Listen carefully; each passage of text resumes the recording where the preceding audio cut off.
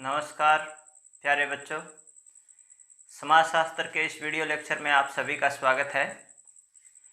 आज इस video lecture में हम चर्चा करेंगे कक्षा 12 के अध्याय 3 सामाजिक संस्थाएं निरंतरता एवं परिवर्तन के उपविषय परिवार के बारे में। इस चर्चा में हम परिवार का अर्थ, परिवार की सामान्य विशेषताएं व विभिन्न आधारों पर परिवार के प्रकार के बारे में बात करेंगे। प्यारे बच्चों, जैसा कि आप सभी जानते हैं कि हम सभी लोग परिवार में रहते हैं। परिवार संसार की एक सार्वभौमिक संस्था मानी जाती है, अर्थात संसार के सभी समाजों में परिवार किसी न किसी स्वरूप में पाया जाता है। इसके अतिरिक्त आपने एकल परिवार व संयुक्त परिवार के बारे में पहले ही सुन रखा होगा। कक्षा 11 में समाजशास्त्र विषय के अंतर्गत आप परिवार की अवधारणा से भी कुछ पूर्व परिचय रखते होंगे। प्यारे बच्चों, हम में से हर कोई व्यक्ति किसी न किसी परिवार में उत्पन्न हुआ है और अधिकांश लोग अपने परिवार में अनेकों वर्ष बिताते हैं। वह परिवार से गहरा लगाव महसूस करते हैं। कभी कभी हम अपने माता पिता, दादा दादी, नाना नानी, सहोदर भाई बहनों, चाचा चाचियों व अन्य रिश्तेदारों के साथ बहुत अच्छा महसूस करते हैं, जबकि बाकी लोगों के बारे में हम ऐसा महसूस नहीं करते, या जब हम बाकी लोगों के साथ होते हैं तो ऐसा महसूस नहीं करते। एक और तो हम दूसरे लोगों के हस्तक्षेप के ऊपर बुरा महसूस करते हैं, लेकिन जब कोई अपना या कोई परिवार का बड़ा व्यक्ति हमें हमारी किसी भूल या गलती पर टोकता है तो हमें उतना बुरा नहीं लगता और हमारी भूल सुधारने का एक अवसर के रूप में हम उसे देखते हैं। जब हम परिवार से या अपने पारिवारिक सदस्यों से दूर रहते हैं तो हम उन्हें बहुत अधिक उनसे मिलने के लिए तरसते हैं। बहुत अधिक हम उन्हें मिस करते हैं और अप्रसन्न रहने लग जाते हैं। परिवार गहरे स्नेह एवं देखभाल का स्थान हो सकता है, किंतु एक दूसरा पहलू यह भी है कि यह कटु संघर्षों, अन्याय और हिंसा का स्थान भी हो सकता है। परिवार और नातेदारी में मादा शिशुओं की हत्या, संपत्ति के लिए भाइयों के बीच में हिंसापूर्वक विवाद और घिनौने कानूनी विवाद भी इसका एक हिस्सा हो सकते हैं। ये बिल्कुल वैसे ही होता है जैसा कि इसका दूसरा स्वरूप प्यार, त्याग, बलिदान, पारस्परिक सुरक्षा और देखभाल की कहानियों के रूप में भी आता है। तो परिवार के बारे में यदि हम इस चर्चा को आगे बढ़ाएं तो उसके लिए हमें परिवार का अर्थ जान लेना बड़ा ज़रूरी होगा, जो कि परिवार का समाजशास्त्रीय अर्थ है। प्यारे बच्चों, परिवार शब्द जो है हिंदी का अंग्रेजी शब्द जो है फैमिली का हिंदी रूपांतर है। फैमिली शब्द की यदि मैं बात करूं तो जो फैमिली शब्द है वो कहाँ से आया है? फैमिली शब्द प्यारे बच्चों लैटिन भाषा के फैमुलस शब्द से इसकी उत्पत्ति हुई है। तो ये जरूर ध्यान रखें, एक अंक का प्रश्न यहाँ से कई बार पूछा जाता है। तो परिवार शब्द जो है वो अंग्रेजी शब्द फैमिली का हिंदी रूपांतर है और फैमुलस शब्द जो है वो लैटिन भाषा से लिया गया है परिवार के लिए। इसका अर्थ एक ऐसे समूह के रूप में किया जाता है जिस समूह में माता पिता, बच्चे, नौकर और दास शामिल होते हैं। किंतु समाजशास्त्रीय दृष्टि से यह परिभाषा या इसका यह अर्थ बताना वर्तमान समय में सही नहीं है। देखा जाए तो परिवार में पति पत्नी एवं बच्चों का होना नितांत आवश्यक है। यदि इनमें से किसी एक का ही अभाव है तो हम उसे परिवार के स्थान पे गृहस्थ या हाउस होल्ड कहना ही पसंद करेंगे। अर्थात इन पति पत्नी और बच्चों में से किसी एक की उपस्थिति में अनुपस्थिति में उसको हम परिवार नहीं कह सकते, गृहस्थ कहेंगे। प्रत्येक परिवार एक गृहस्थ है, किंतु सभी गृहस्थ जो है वो परिवार नहीं हैं। विभिन्न विद्वानों ने परिवार के अर्थ को समझने के लिए विभिन्न प्रकार की परिभाषाएं दी हैं। उनमें से कुछ परिभाषाओं का उल्लेख मैं करना चाहूँगा। मैकाइवर और पेज परिवार की परिभाषा देते हुए कहते हैं कि परिवार पर्याप्त निश्चित यौन संबंध द्वारा परिभाषित एक समूह है जो बच्चे के जन्म और लालन पालन की व्यवस्था करता है। मैकाइवर और पेज की दी गई इस परिभाषा से ये बात स्पष्ट होती है कि परिवार एक ऐसे स्थायी संगठन का नाम है जहां पति पत्नी के रूप में विवाहित पुरुष और स्त्री यौन संबंधों से संतान उत्पन्न कर उसका लालन पालन करते हैं। मर्डॉक ने भी परिवार पर काफ़ी अध्ययन किया है और परिवार नामक संस्था को इन्होंने बारीकी से स्टडी किया है, बारीकी से उसका अध्ययन किया है। इन्होंने परिवार पे बहुत कुछ लिखा है। मर्डॉक कहते हैं कि परिवार एक ऐसा सामाजिक समूह है जिसके लक्षण जो है वो सामान्य निवास, आर्थिक सहयोग और जनन है। अर्थात मर्डॉक ने परिवार के 3 मुख्य चरित्र या गुण बताए हैं, जिसमें से सामान्य निवास अर्थात कोई भी परिवार है वो एक जगह रहता है, आर्थिक सहयोग करता है प्रत्येक सदस्य एक दूसरे का, और जनन होता है। इसमें 2 लिंगों के बालिग लोग शामिल होते हैं और कम से कम 2 व्यक्तियों में स्वीकृत यौन संबंध होता है। तो मर्डॉक जो है वो 3 आधार पे इसकी व्याख्या करते हैं। यदि किंग्सले डेविस की बात करें तो किंग्सले डेविस कहते हैं कि परिवार ऐसे व्यक्तियों का समूह है जो रक्त के आधार पर एक दूसरे से संबंधित है, तो जिसमें ब्लड रिलेशन होता है। इलियट और मेरिल कहते हैं कि परिवार पति पत्नी और बच्चों से निर्मित एक जैविक सामाजिक इकाई है। तो इलियट और मेरिल की परिभाषा को मैं यहाँ पे कोट करता हूँ। इलियट एवं मेरिल विद्वान का नाम है। इलियट और मेरिल कहते हैं कि परिवार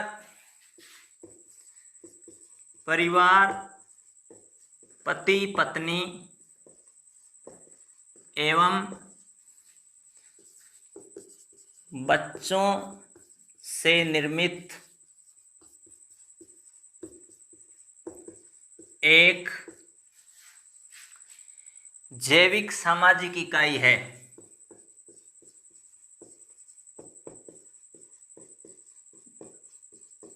यानी कि इलियट और मेरिल जो है वो परिवार को एक जैविक सामाजिक इकाई मानते हैं। लेकिन एक बात इन्होंने भी खास कही है जिस पे गौर करने लायक है कि उसमें पति पत्नी और बच्चे शामिल होते हैं। तो इलियट और मेरिल भी इन्हीं बातों पे बात करते हैं। आकबर्न और निमकाफ कहते हैं कि परिवार थोड़ा बहुत स्थायी समूह है जिसमें बच्चों सहित या बच्चों रहित पति पत्नी या एक स्त्री और एक पुरुष अकेले ही रहते हैं। विभिन्न विद्वानों के द्वारा दी गई इन परिभाषाओं से स्पष्ट है कि परिवार एक समूह, एक संगठन और एक सामाजिक संस्था है। प्रत्येक परिवार में समाज के एक संरचनात्मक और प्रकार्यात्मक पक्ष स्पष्ट होते हैं। मूल रूप में पति पत्नी तथा बच्चों से परिवार की संरचना होती है।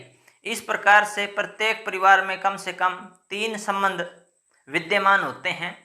प्रथम पति पत्नी का संबंध, दूसरा वैवाहिक संबंध, माता पिता एवं बच्चों के संबंध, और भाई बहनों के संबंध जो है वो परिवार में होते हैं।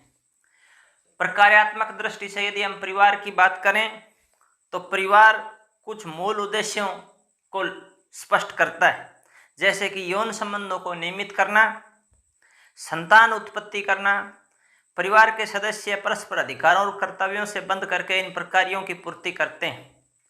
तो परिवार की परिभाषा और अर्थ आपको समझ में आ गया होगा कि परिवार जो है उसमें पति पत्नी और उनके बच्चे शामिल होते हैं। इसकी विशेषता जो बताई है वो ये है कि उनका एक सामान्य या साझा आवास होता है, आर्थिक सहयोग की उनमें भावना होती है और वो एक विशेष प्रकार के रक्त संबंधों से बंधे होते हैं।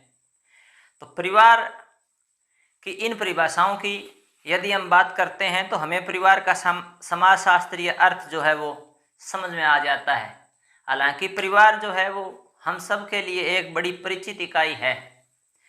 परिवार के प्रकारों की यदि मैं बात करूं तो यह प्रश्न भी कई बार बोर्ड परीक्षाओं में आया है और ये काफ़ी महत्वपूर्ण प्रश्न है और अलग अलग आधार पे अलग अलग प्रश्न भी कई बार बोर्ड की परीक्षाओं में पूछे गए हैं।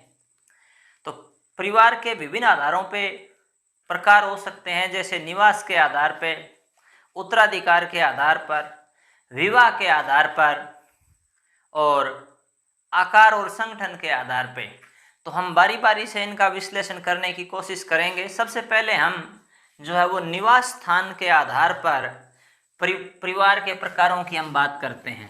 तो जो है निवास स्थान के आधार पे, निवास स्थान के आधार पर परिवार के प्रकार।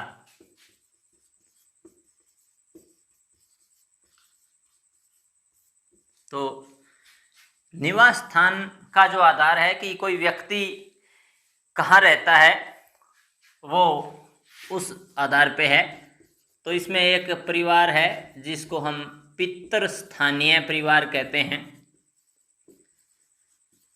पितृस्थानीय परिवार वो परिवार होता है प्यारे बच्चों जिसमें एक व्यक्ति विवाह के बाद जब पत्नी अपने पति और पति के माता पिता के साथ रहने लग जाती है या वर के माता पिता के साथ वर के घर में रहने लग जाती है तो उसको हम पितृस्थानीय परिवार कहते हैं। हिंदुओं, मुसलमानों, भील, खड़िया और कई पितृवंशीय परिवारों में यह प्रथा पाई जाती है। लगभग समस्त उत्तर भारत में, हरियाणा में और अधिकांश आधुनिक समाज में यही नियम प्रचलित है। अर्थात ये इस प्रकार का परिवार है जो हम सामान्यतः देखते हैं कि जब एक लड़की अपने पिता का घर छोड़ करके विवाहित होकर के अपने पति के घर में जा करके उसके माता पिता के साथ बस जाती है तो वो पितृस्थानीय परिवार कहलाता है। इसमें दूसरा जो परिवार है वो है मातृस्थानीय परिवार। मातृस्थानीय परिवार। तो मातृस्थानीय परिवार जो है प्यारे बच्चों, ये परिभाषिक दृष्टि से हम देखें तो पितृस्थानीय परिवार का बिल्कुल विपरीत है। मातृस्थानीय परिवार में विवाह के पश्चात जो लड़का है वो अपनी पत्नी के परिवार में जाकर के बस जाता है। अर्थात जो वर है वो वधू के परिवार या वधू के माता पिता के साथ उन्हीं के घर में जब जाके रहने लग जाता है तो ऐसे परिवारों को मातृस्थानीय परिवारों की संज्ञा दी गई है। इस प्रकार के परिवार जो खासी, गारो और मालाबार के नायरों में अधिक संख्या में पाए जाते हैं। जनजातीय जो है उनमें, जनजातियों में इस तरह के परिवार है वो पाए जाते हैं। तीसरा है इसमें नव स्थानीय परिवार। नव स्थानीय परिवार नियो लोकल फैमिली कहते हैं अंग्रेजी में। नव स्थानीय परिवार जो है वह मातृस्थानीय परिवार और पितृस्थानीय परिवार के बीच की व्यवस्था है। यानी कि एक ऐसा परिवार जिसमें विवाह के पश्चात वर और वधू न तो वर के परिवार में जाकर के रहने लग जाते हैं और न ही वधू के परिवार में जाकर रहने लग जाते हैं, अपितु वे अपने लिए एक नए घर का निर्माण करते हैं, एक नए स्थान पर अलग घर बना करके रहते हैं। इसे नव स्थानीय परिवार है वो कहा जाता है। इसके अतिरिक्त स्थान के आधार पे एक अलग प्रकार का परिवार भी है जो आपने नहीं सुना होगा, इसको बोलते हैं मामा स्थानीय परिवार। तो तो ये बहुत जो चीज़ें हैं वो अपने नाम से स्पष्ट हो जाती है। जैसे कि नव स्थानीय है तो नया स्थान पे जैसे उनकी विशेषता होती है। मामा स्थानीय है तो स्वाभाविक रूप से जो है जो वर पक्ष है या जो लड़का है वो अपने मामा के पास रह जाता है। इसमें नव विवाहित दंपति जो है वो पति की माँ के भाई अर्थात वर के मामा के परिवार में जा करके रहने लग जाते हैं। टोम्ब्रियांडा द्वीपवासी जो थे, टोम्ब्रियांडा एक आइसलैंड है, वहाँ पे जो है निवासी है वो जो है वहाँ पे जो भांजा है वो अपनी पत्नी सहित अपने मामा के घर पे रहता है। तो यहाँ यदि हम बात करते हैं स्थान के आधार पे तो हमने 4 प्रकार के जो परिवार हैं वो देखे हैं और चारों प्रकार के परिवार जो है वो स्थान के आधार पे हमने किए थे। अब आगे हम जो है वो उत्तराधिकार के आधार पे कुछ परिवारों की भी बात करेंगे। तो अभी हम उत्तराधिकार के आधार पे परिवारों की बात करने वाले हैं कि उत्तराधिकार के आधार पे कौन कौन से परिवार हमारे हो सकते हैं। तो ये लगभग मिलते जुलते हैं लेकिन इनमें भ्रम की स्थिति थोड़ी रहती है, तो थोड़ा सा इनके बारे में ध्यान से अध्ययन करने की आवश्यकता रहती है हमें। तो उत्तराधिकार के आधार की यदि हम बात करें तो कई प्रकार के हैं परिवार हमारे, 2 प्रकार के हैं। तो उत्तराधिकार के आधार पर परिवार, तो इसमें है आपका एक पितृमार्गी परिवार,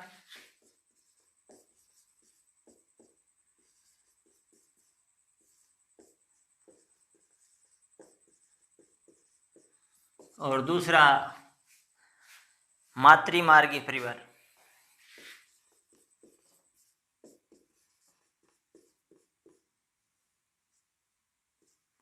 मातृमार्गी परिवार।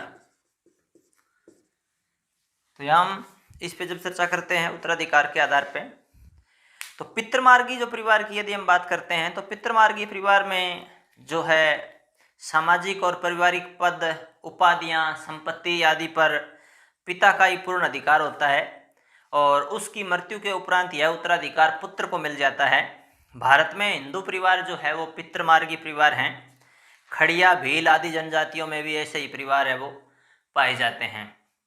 तो पितृमार्गी परिवार में जो है वो जैसे हम कह सकते हैं यदि शॉर्ट में बात करें तो पिता का पूर्ण अधिकार होता है किसी भी उपाधि पद नाम पे।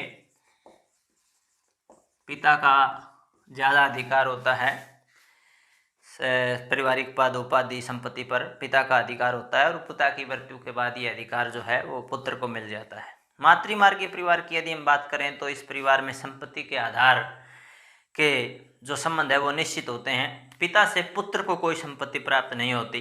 परिवार में माता या माता का भाई या बहन का लड़का अर्थात भांजा संपत्ति का उत्तराधिकारी होता है।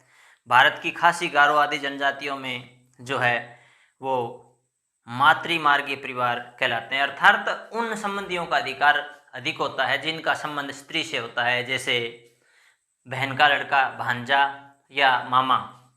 तो इसमें जो है वो मामा या जो भांजा होता है उसका पूर्ण अधिकार है वो होता है। तो इसमें पिता का अधिकार है वो नहीं होता। तो मातृमार्गी इसको इसलिए कहा गया है क्योंकि माता से या स्त्री से संबंधित जो रिश्तेदार होते हैं या संबंधी होते हैं उनका अधिकार है वो संपत्ति में ज़्यादा होता है। तो ये जनजातियों में जो है वो पाए जाते हैं। फिर यदि हम बात करें तो वंश के आधार पर भी परिवार के कुछ भेद होते हैं। तो वंश के आधार पे है या वंश परंपरा के आधार पे जो बात करते हैं, वंश के आधार पर परिवार। तो वंश के आधार पे यदि हम परिवार की बात करते हैं तो वंश के आधार पे जो परिवार है उसमें पितृनामी परिवार है, मातृनामी परिवार है।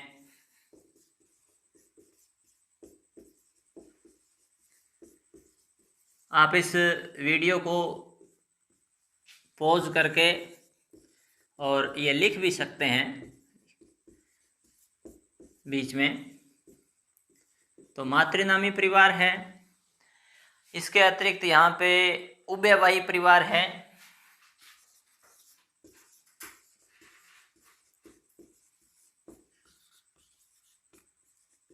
और जो है वो द्विनामी परिवार है। तो यहाँ आप देख पा रहे हैं कि वंश के आधार पे जो है वो 4 प्रकार के परिवार पाए जाते हैं। तो परिवार के बारे में आज हम बिल्कुल विस्तार से चर्चा कर रहे हैं, क्योंकि 4 हमने स्थान के आधार पे परिवारों की बात की, 2 हमने उत्तराधिकार के आधार पे परिवारों की बात की, वंश परंपरा के आधार पे भी हम परिवार की बात कर रहे हैं। पितृनामी परिवार जो है वो पितृवंशीय परिवार भी इनको कहते हैं। इसमें जो वंश परंपरा है वो पिता के नाम के आगे चलती है। बच्चे जो है वो पिता के कुल या वंश से समझे जाते हैं, माता के वंश से नहीं। तो पितृनामी परिवार जो है इसमें जो वंश परंपरा है वो पिता के नाम से होती है, पिता के नाम से, और जो पिता का ही वो गोत्र या कुल यूज करते हैं, प्रयोग करते हैं। जैसे कि उत्तर भारत के अंदर आप देख पाते हैं, हरियाणा के समाज में आप देख पाते हैं, ठीक है, स्त्री का जो गोत्र है वो विवाह के बाद आमतौर पे उसका सरनेम है वो चेंज हो जाता है, हालांकि कानूनन ऐसा आवश्यक नहीं है। मातृनामी परिवार की यदि हम बात करें तो इनको हम मातृवंशीय परिवार भी कह सकते हैं, पितृनामी परिवार को हम पितृवंशीय परिवार भी कह सकते हैं। तो ये पितृवंशीय परिवार से बिल्कुल उल्टा है। इसमें वंश परंपरा जो है वो माता के नाम पे चलती है और परिवार जो है वो माता के आधार पे चलता है। बच्चे जो है वो पिता के वंश के नहीं बल्कि माता के वंश से समझे जाते हैं। और तो यहाँ ये बिल्कुल मातृनामी परिवार जो है उसको हम कह सकते हैं कि जो वंश परंपरा है वहाँ पे वंश परंपरा है वो माता के नाम से चलती है। तो पितृवंशीय मैंने आपको बताया कि अधिकांश उत्तर भारत के अंदर खासतौर से हरियाणा में पितृवंशीय या पितृनामी परिवार है। और मातृवंशियों की यदि हम बात करें तो मातृवंशीय जो परिवार है वो कहाँ पाए जाते हैं, कई बार इस तरह का भी एक आधा प्रश्न आ जाता है, वो है मालाबार के नायरों में। तो मालाबार के जो नायर हैं तो वहाँ नायर जनजाति के जो लोग हैं मालाबार में, वहाँ वंश परंपरा है वो माता के नाम से चलती है। इसके बाद में उभयवाही परिवारों की यदि बात करें तो कुछ परिवारों में वंश परंपरा जो है वंशानुगत संबंधों पर निर्भर नहीं होती, बल्कि सभी निकट संबंधियों पर समान रूप से आधारित होते हैं। ऐसे समाज में पैतृक और मातृक दोनों वंश परंपराएं साथ साथ चलती है।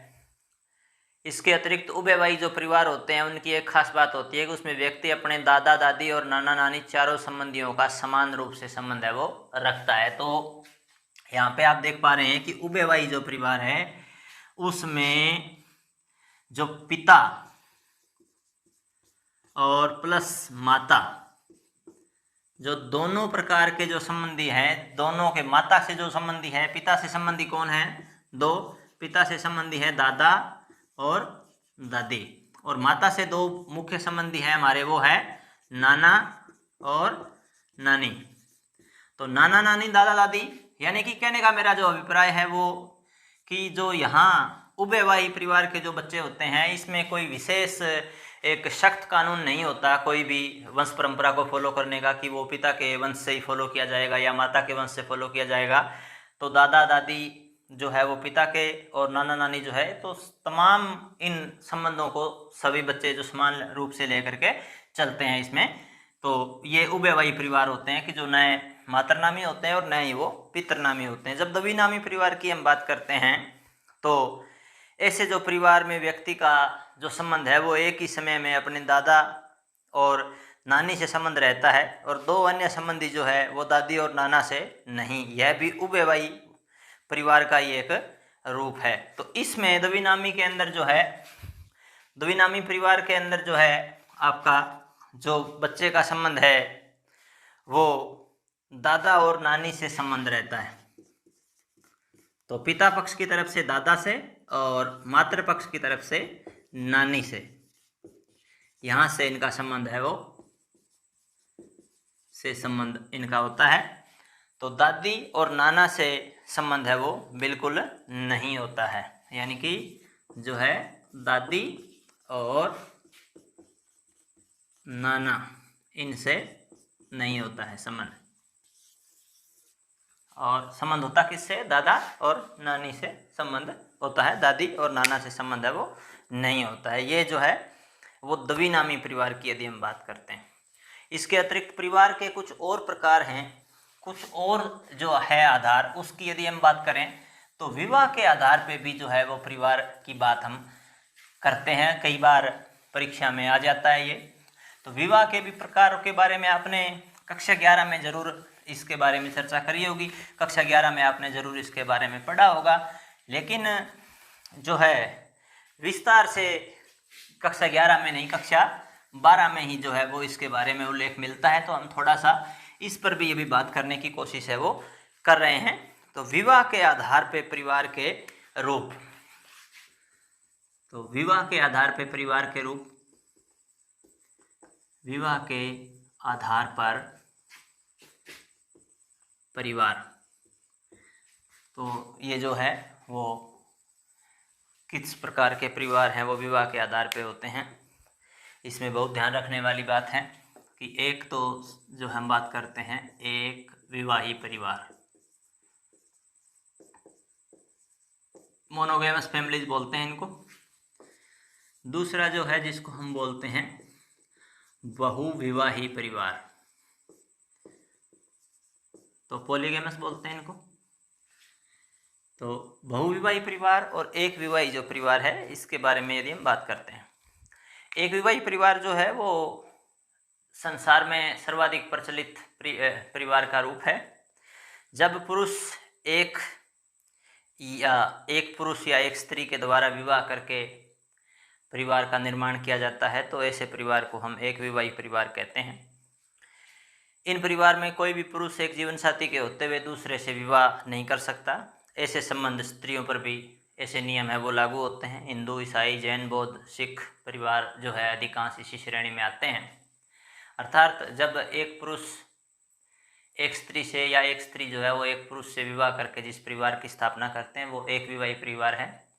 अधिकांश आधुनिक समाज में एक विवाही परिवार का ही रूप है वो पाया जाता है, ये परिवार का सर्वाधिक प्रचलित रूप है। और बहुविवाही परिवार की यदि हम बात करें तो जब एक स्त्री या एक पुरुष जो है वो एक से अधिक पुरुष या स्त्रियों से वैवाहिक संबंध स्थापित करते हैं, एक से अधिक विवाह करके फिर परिवार का निर्माण करते हैं, तो इस तरह के विवाहों से उत्पन्न परिवार को बहुविवाही परिवार है वो कहा जाता है। और बहुविवाही जो परिवार है वो भी 3 प्रकार के होते हैं। यदि हम उसकी बात करें तो जो है बहुविवाही है वो भी इनके आगे फिर 3 भाग होते हैं। तो बहुविवाही के अंदर एक होता है बहुपत्नी विवाह, बहुपत्नी विवाही परिवार। दूसरे की यदि हम बात करें तो जो है वो है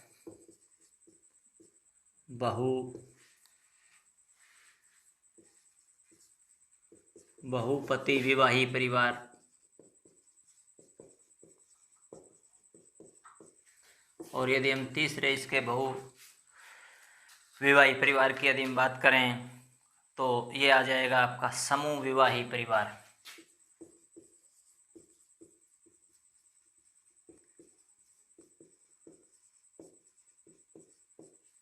तो यहाँ थोड़ा सा और बता देता हूँ, ये विवाह के प्रकार भी होते हैं इनसे मिलते जुलते हैं, जिसमें बहुपत्नी विवाह होता है, बहुपति विवाह होता है या समूह विवाह होता है। यहाँ हम इससे आगे परिवार की यदि हम बात करते हैं, बहुपत्नी जब एक व्यक्ति के एक से अधिक पत्नियां होती है या जब व्यक्ति जो है वो एक से अधिक पत्नियों से विवाह करता है और उनके साथ एक परिवार में रहता है, तो ऐसा जो परिवार है उसको बहुपत्नी विवाही परिवार है वो कहा जाता है। आमतौर पे जो मुस्लिम है या मुस्लिम पुरुषों को ये अधिकार है कि वो एक से अधिक स्त्रियों से विवाह कर सकते हैं। और लेकिन हिंदुओं में जो ये प्रथा है वो समाप्त होती जा रही है, ये कानून है वो समाप्त हो गया है, कानून ये जायज़ नहीं है। हालांकि इस तरह के अपवाद है वो कहीं कहीं हिंदू समाज में भी मिल जाते हैं, लेकिन इस तरह के विवाह प्राय मुसलमानों में है वो देखे जाते हैं। इसके बाद है वो बहुपति विवाही परिवार है। बहुपति विवाही के अंदर क्या है कि जब एक स्त्री के एक से अधिक पति होते हैं तो उसको उसके आधार पर जिस परिवार का निर्माण किया जाता है तो वो बहुपति विवाही परिवार है। महाभारत काल में जो द्रौपदी का जो परिवार है वो इसी परिवार की श्रेणी में रखते हैं। इसके भी यदि हम आगे दो भाग की बात करें तो इसमें भी जो है वो दो भाग इसके जैसे हैं वो होते हैं। तो एक इसमें जो होता है वो होता है भ्रातक बहुपति विवाह और दूसरा जो होता है वो अभ्रातक बहुपति विवाह होता है। तो भ्रातक की यदि हम बात करें, भ्रातक का अर्थ भ्राता है, संस्कृत का शब्द भ्राता अर्थात भाई।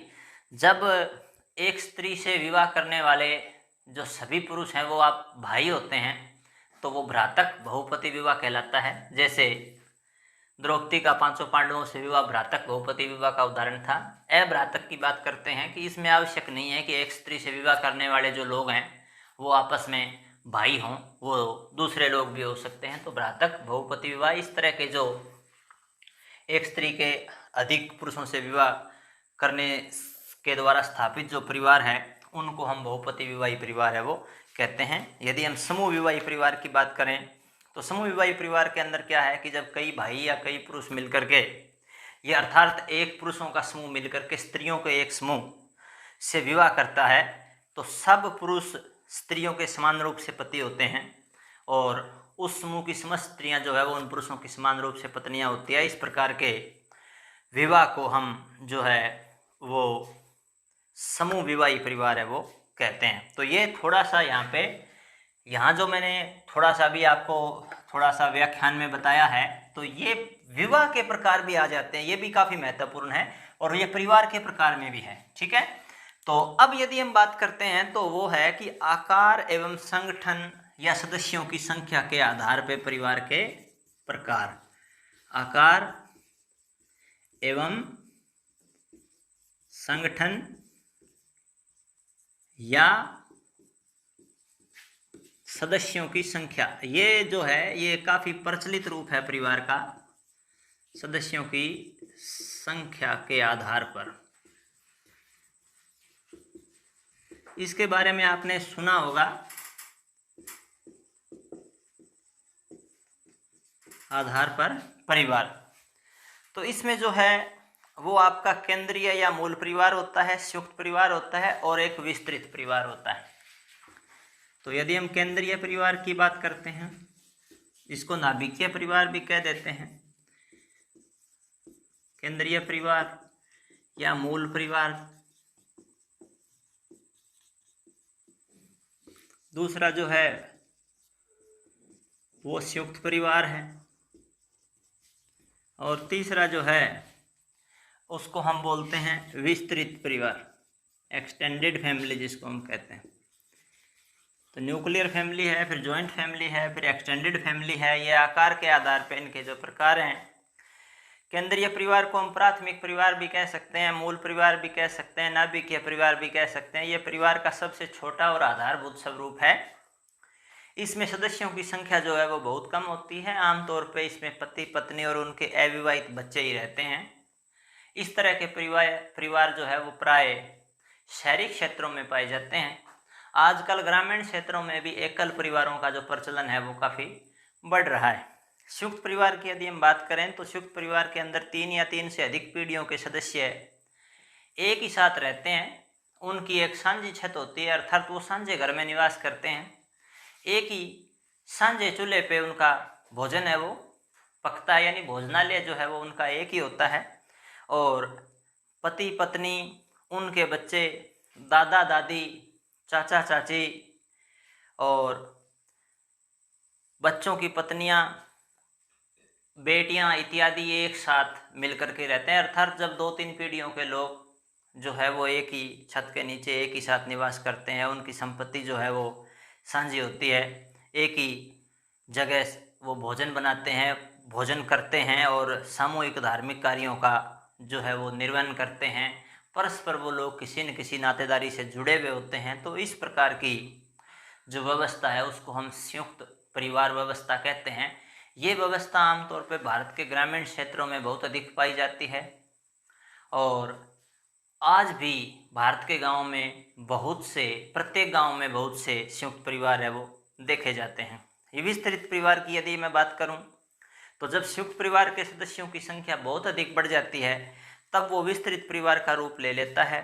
इस तरह से संयुक्त परिवार जब बहुत फैल जाता है तो उसे विस्तृत परिवार माना जाता है। तो जैसे बहुधा कुटुंब शब्द का प्रयोग जो है वो इसके लिए प्रयोग में लाया जाता है। एक्सटेंडेड फैमिली जो है वो उसका एक उदाहरण जो है वो तारावाड़ है। तो तारावाड़ जो है वो एक प्रकार का विस्तृत परिवार है। तो तारावाड़ की यदि हम बात करते हैं तो तारावाड़ क्या है, कई बार प्रश्न आ जाता है। एन एक्सटेंडेड फैमिली एक विस्तृत परिवार है। और संयुक्त परिवार क्या है? संयुक्त परिवार के अंदर क्या है कि जब तीन पीढ़ियों के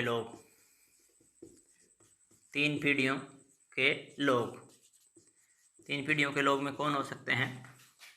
माता पिता हो सकते हैं, दादा दादी हो सकते हैं, चाचा चाची भी हो सकते हैं, साथ में चाचा और चाची जो है वो हो सकते हैं, और इनके बच्चे हो सकते हैं। तो ये तीन पीढ़ी के जो लोग हैं वो एक साथ जब रहते हैं तो वो संयुक्त परिवार होता है। और केंद्रीय परिवार में जो कौन होते हैं कि केंद्रीय परिवार में जो होते हैं वो होते हैं पति पत्नी और बच्चे, उनके बच्चे अपने, बस इतने। तो ये जो है वो परिवार के अलग अलग प्रकार हमने चर्चा की है। आप इन अलग अलग परिवारों के ऊपर एक चार्ट या कोलाज बना सकते हैं, एक कार्य योजना आप इस पे बना सकते हैं। ये आपको बहुत ही रुचिकर लगेगा क्योंकि इतने जो कुल मिला करके जो है वो 15 या 16 सभी आधारों को मिला करके यदि हम बात करें परिवार के प्रकारों की तो 15 या 16 प्रकार के परिवार जो है उस पे हमने चर्चा आज की है। तो प्यारे बच्चों, उम्मीद करते हैं कि आपको यह चर्चा समझ आई होगी। परिवार का जो मुख्य अवधारणा है उसका अर्थ, परिभाषाएं, परिवार के विभिन्न प्रकारों के बारे में आपके विचारों में और अधिक स्पष्टता आएगी। इनके समाजशास्त्रीय दृष्टिकोण की आप व्याख्या कर पाएंगे और आपको परीक्षा की दृष्टि से भी लाभ होगा क्योंकि परीक्षा की दृष्टि में भी परिवार से संबंधित प्रश्न जो है वो आते रहते हैं। परिवार के उद्गम की बात हो, परिवार का अर्थ पूछ लिया, कई बार परिवार की एक या दो विद्वानों के द्वारा दी गई परिभाषा को पूछ लिया, या अलग अलग आधारों पे परिवार के प्रकार की बात है वो परीक्षा की दृष्टि में भी यदि आप इस पे अच्छे से इसको ध्यान से तैयार करते हैं तो परीक्षा में भी आपको लाभ होना निश्चित है। धन्यवाद।